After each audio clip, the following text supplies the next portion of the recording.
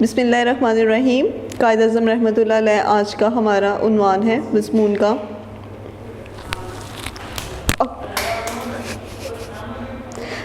ہزاروں سال نرگس اپنی بے نوری پہ روتی ہے، بڑی مشکل سے ہوتا ہے چمن میں دیدہ در پیدا۔ اب آتے ہیں ولادت کی طرف۔ محمد علی جناح رحمۃ اللہ علیہ 25 دسمبر 1876 کو کراچی میں پیدا ہوئے۔ ان کے والد پونجا جناح کاٹھیاوار کے رہنے والے تھے۔ کاٹھیاوار یہ جگہ کا نام ہے، یہاں کا رہنے والے تھے۔ وہ کراچی میں چمڑے کا کاروبار کرتے تھے اور وہاں کے بڑے تاجروں میں شمار ہوتے تھے، تاجر بزنس مین۔ تو کہتے ہیں چمڑے کا ان کا کاروبار تھا اور یہ وہاں کے بڑے تاجروں میں ان کا شمار تھا۔ محمد علی رحمۃ اللہ علیہ کی پرورش بڑے ناز و نام سے بڑے اچھے طریقے سے ہوئی۔ ابتدائی تعلیم محمد علی جناح کو 6 برس کی عمر میں کراچی کے ایک اسکول میں داخل کروایا گیا۔ جب ان کی عمر 6 سال کی تھی تو تب انہیں کراچی کے ایک اسکول میں داخل کروایا گیا۔ ایک سال انہوں نے بامبے کے ایک پرائمری اسکول میں تعلیم حاصل کی۔ پرائمری اسکول 5ویں تک جو اسکول ہوتا ہے اس کو کہتے ہیں۔ اگلے سال وہ کراچی آ گئے اور سندھ مدرسہ ہائی اسکول میں داخلہ لیا۔ 1891 عیسوی میں وہ مشن ہائی اسکول کراچی میں داخل ہو گئے اور یہاں سے انہوں نے میٹرک کا امتحان پاس کیا۔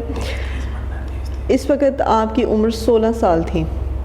اعلیٰ تعلیم آپ رحمۃ اللہ علیہ کے والد آپ کو اپنے کاروبار میں لگانا چاہتے تھے، لیکن قدرت کو کچھ اور ہی منظور تھا۔ تو آپ کے جو والد تھے وہ آپ کو کاروبار میں اپنے ساتھ لگانا چاہتے تھے، لیکن اللہ کی ذات کو کچھ اور منظور تھا۔ آپ رحمۃ اللہ علیہ کے والد نے ایک انگریز دوست کا مشورہ قبول کر لیا اور اپنے ہونہار بیٹے کو کاروبار میں شریک کرنے کے بجائے قانون کی اعلیٰ تعلیم کے لیے انگلستان بھجوا دیا۔ تو آپ کے والد کے جو ایک دوست تھے انگریز تھے، تو انہیں یہ مشورہ دیا کہ انہیں کاروبار میں شامل کرنے کے بجائے قانون کی اعلیٰ تعلیم دلوائی جائے، تو اس کے لیے انہیں انگلستان بھجوایا گیا۔ آپ نے وہاں کے ایک ادارے لیکن ان میں داخلہ لیا۔ اس میں کئی بچے لنکن ان بھی پڑھتے ہیں، یہ لیکن نہیں ہے۔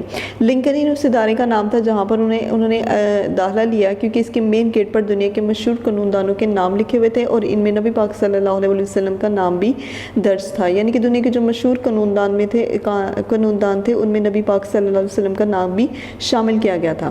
آپ نے وہاں 20 سال کی عمر میں بیرسٹری کا امتحان پاس کیا۔ نمبر 4 پریشانی کا دور جن دنوں آپ انگلستان میں تھے آپ کی گھریلو حالات خراب ہونا شروع ہو گئے۔ گھریلو حالات یعنی کہ آپ کے جو مالی حالات تھے وہ خراب ہونا شروع ہو گئے۔ 5 علامہ اقبال اور قائد اعظم جب قائد اعظم یہاں کے حالات سے بد دل ہو کر واپس انگلستان چلے گئے تو دیگر مسلم رہنماؤں کے علاوہ علامہ اقبال نے بھی آپ کو واپسی پر آمادہ کیا۔ تو آپ نے اپنے خطوط میں لکھا کہ اس وقت مسلمان بڑے نازک دور سے گزر رہے ہیں، یعنی کہ ان پر جو دور ہے وہ بڑا نازک ہے اور آپ ہی ان کی صحیح رہنمائی کر سکتے ہیں، اور یہ کہ مسلمانوں کو اپنا الگ وطن حاصل کرنا چاہیے۔ مسلمانوں کو کوشش کرنی چاہیے کہ وہ اپنا ایک الگ وطن حاصل کریں جہاں وہ اسلامی شریعت کے مطابق اپنے مسائل حاصل کر سکیں، اسلامی شریعت کے مطابق، اسلام کے قانون کے مطابق جو ہے وہ اپنے مسئلوں کو حل کر سکیں۔ چنانچہ قائد اعظم نے علامہ اقبال کے مفید مشوروں کی بہت قدر کی۔ 2 قومی نظریہ ہندو اپنے آپ کو انگریزوں کا واحد جانشین سمجھتے تھے۔ انہوں نے ایک قومی نظریہ پیش کیا، یعنی ہندوستان میں صرف ایک قوم بستی ہے اور وہ ہے ہندو قوم۔ تو وہ کہتے ہیں وہ یہی سمجھتے تھے کہ ہندوستان میں صرف ایک ہی قوم ہے اور وہ ہے ہندو قوم۔ پنڈت نہرو نے دعویٰ کیا کہ ہندوستان میں صرف 2 طاقتیں ہیں، ایک کانگریس اور دوسرے انگریز، یعنی کہ ایک کانگریس سے مراد ایک ہندوستان کی قوم اور دوسرے انگریزوں کی۔ لیکن قائد اعظم نے اس چیلنج کا جواب دیا کہ یہاں ایک تیسری طاقت بھی ہے اور وہ مسلمان ہے۔ تو کہتے ہیں کہ اس کی 2 قوموں کے جواب میں قائد اعظم نے چیلنج دیا تھا کہ ایک تیسری طاقت بھی ہے، ایک تیسری قوم بھی ہے اور وہ ہے مسلمان۔ آپ نے پرزور دلائل سے 2 قومی نظریہ پیش کیا، یعنی بتایا کہ مسلمان مذہب، تاریخ، لباس، تہذیب، زبان، ہر لحاظ سے جو ہے وہ ہندوؤں سے مختلف ہیں، ایک الگ قوم ہے۔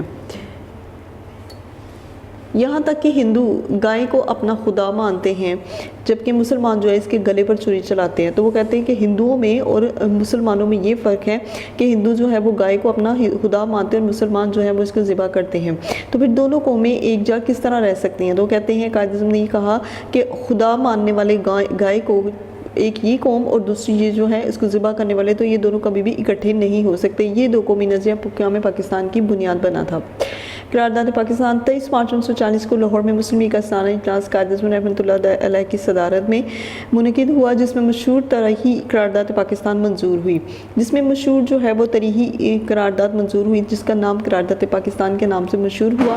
اس قرارداد میں مطالبہ کیا گیا کہ ہندوستان کے جن علاقوں میں مسلمان اکثریت میں ہیں، یعنی کہ مسلمان زیادہ ہیں، ان پر مشتمل ایک الگ قوم مملکت قائم کر دی جائے، یعنی کہ ان پر مشتمل ایک علیحدہ ملک بنایا جائے۔ پہلے تو مخالفین نے اس قرارداد کا بہت مذاق اڑایا، لیکن جلد ہی یہ قرارداد اسلامیہ نے ہند کا متفقہ مطالبہ بن گئی۔ اسلامیہ نے ہند یعنی کہ مسلمانوں میں اسلام رہنے والے، ہندوستان میں رہنے والے جو مسلمان تھے ان کا مطالبہ بن گئی۔ قیام پاکستان، آخر مسلمان قائد اعظم کی ولولہ انگیز قیادت میں 7 سال کے مختلف عرصہ میں اپنے لیے الگ وطن حاصل کرنے میں کامیاب ہو گئے۔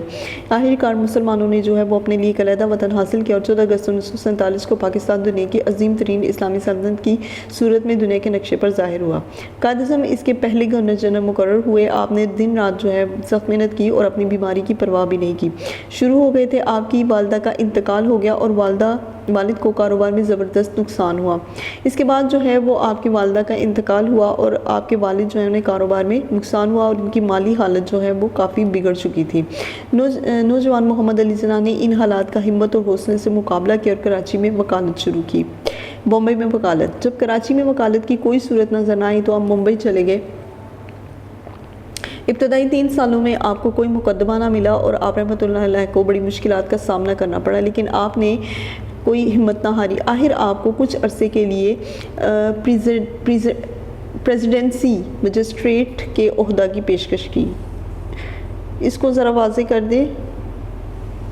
پریزیڈنسی مجسٹریٹ کے عہدہ کی پیشکش ہوئی اور آپ کی کارکردگی سے متاثر ہو کر سرکار نے 1500 روپے ماہوار تنخواہ پیش کی۔ آپ رحمۃ اللہ علیہ نے شکریہ ادا کرتے ہوئے کہا کہ میں تو اپنی اتنی رقم جو ہے روزانہ کمانا چاہتا ہوں، یعنی کہ جب آپ کو کسی نے پیشکش کی کہ آپ 1500 روپے ماہوار دیں تو آپ نے کہا کہ نہیں، میں ماہانہ نہیں، میں روزانہ 1500 کمانا چاہتا ہوں۔ جلد ہی آپ کی وکالت چمک اٹھی اور آپ کا شمار چوٹی کے وکیلوں میں ہونے لگا۔ آپ نے پیشہ ورانہ اخلاقیات اور دیانت کو ہمیشہ مد نظر رکھا۔ ایک دفعہ مقدمہ کی پیروی کے دوران مجسٹریٹ نے آپ سے کہا کہ وہ مقدمہ کی پیروی کے دوران مجسٹریٹ نے آپ رحمۃ اللہ علیہ سے کہا کہ وہ کسی 3rd کلاس مجسٹریٹ سے مخاطب نہیں۔ آپ نے بھی ترقی بترقی جواب دیا کہ مائی لارڈ، آپ بھی کسی 3rd کلاس وکیل سے مخاطب بھی ہیں۔ یعنی کہ اگر مجسٹریٹ نے خود کو 3rd کلاس نہیں کہا تو قائد اعظم نے بھی جو ہے وہ خود کو 3rd کلاس وکیل ماننے سے انکار کیا۔ سیاست میں حصہ، محمد علی جناح انگلستان کے زمانے طالب علمی سے سیاست میں دلچسپی لینے لگے تھے۔ وہاں انہوں نے مشہور ہندوستانی لیڈر دادا بھائی نوروجی کی انتخابی مہم میں بھرپور حصہ لیا، تو یہ ان کی مہم کا نام تھا۔ وطن واپس آ کر آپ نے کانگریس کے پلیٹ فارم سے سیاسی زندگی کا باقاعدہ آغاز کیا۔ 1909 میں آپ ممبئی کے مسلم حلقے سے مرکزی کونسل کے رکن منتخب ہوئے۔ آپ نے رکنیت کے 6 سالوں میں اپنی ذہانت اور لیاقت کا سکہ منوایا۔ اب تک یہاں آپ رحمۃ اللہ کو ہندو مسلم اتحاد کا سفیر سمجھا جاتا تھا، یعنی کہ ہندو مسلمان اتحاد کا جو سفیر تھا وہ قائد اعظم کو مانا گیا تھا۔ آپ نے ایک بے باک اور نڈر سیاسی لیڈر تھے۔ بے باک کہتے ہیں نہ ڈرنے والا، تو وہ کہتے ہیں کہ آپ ایک نہ ڈرنے والے سیاسی لیڈر تھے۔ آپ رحمۃ اللہ علیہ کی جرأت اور حق گوئی کے اعتراف کے طور پر اہل ممبئی نے جناح ہال تعمیر کیا، تو وہ کہتے ہیں کہ آپ کی جرأت اور آپ کی حق گوئی یعنی کہ آپ کی سچائی کے اعتراف میں جو ہے اہل ممبئی نے جناح ہال تعمیر کیا۔ مسلم لیگ میں شمولیت، جلد ہی آپ کانگریس سے بددل ہو گئے، یعنی کہ کانگریس سے جو ہے وہ آپ کا دل اچاٹ ہو گیا، تو آپ نے دیکھا کہ کانگریس صرف ہندو کی نمائندہ جماعت ہے جسے مسلمانوں کے مفاد سے کوئی دلچسپی نہیں۔ چنانچہ آپ کانگریس چھوڑ کر 1913 میں مسلم لیگ میں شامل ہو گئے۔ آپ نے اپنی کوششوں مسلمانوں کے حقوق کے تحفظ کے لیے وقف کر دی۔ آپ رحمۃ اللہ علیہ مسلم لیگ کے صدر منتخب ہوئے اور مسلم لیگ کی تنظیم بھی کی۔ آپ رحمۃ اللہ علیہ کی ولولہ انگیز قیادت میں مسلم لیگ جلد ہی مسلمانوں کی مضبوط ترین سیاسی جماعت بن گئی۔ آپ نے جان توڑ محنت سے مملکت خداداد کی تعمیر کے لیے ٹھوس بنیادیں فراہم کی۔ مملکت خداداد کی تعمیر یعنی کہ ایسی مملکت جہاں پر اللہ تعالیٰ کے اصول اور اللہ تعالیٰ کے مذہب کو پھیلایا جا سکے، تو اس کی ٹھوس بنیادیں جو ہیں وہ آپ نے پیدا کی۔ وفات، سال کی مسلسل محنت سے قائد اعظم کی صحت بہت خراب ہو چکی تھی۔ وہ بیماری کی حالت میں لگاتار محنت کرتے رہے۔ آخرکار آپ 11 ستمبر 1948 کو رحلت فرما گئے، یعنی کہ وفات پا گئے۔ آپ کو کراچی میں دفن کیا گیا، جہاں ایک پُر شکوہ مقبرہ جو ہے وہ تعمیر کیا گیا۔ پیغام قائد اعظم محمد علی جناح، آپ رحمۃ اللہ علیہ کا پیغام تھا کہ ایمان، اتحاد، تنظیم۔ ذیل میں آپ رحمۃ اللہ علیہ کے کچھ اقوال بھی دیے جاتے ہیں۔ ہم نے پاکستان اس لیے حاصل کیا تھا کہ اسے اسلام کی تجربہ گاہ بنا سکیں، یعنی کہ اسلام جو کچھ کہتا ہے اس کا تجربہ ایک ملک میں ہونا چاہیے، اسی لیے ہم نے جو ہے وہ پاکستان بنایا تھا۔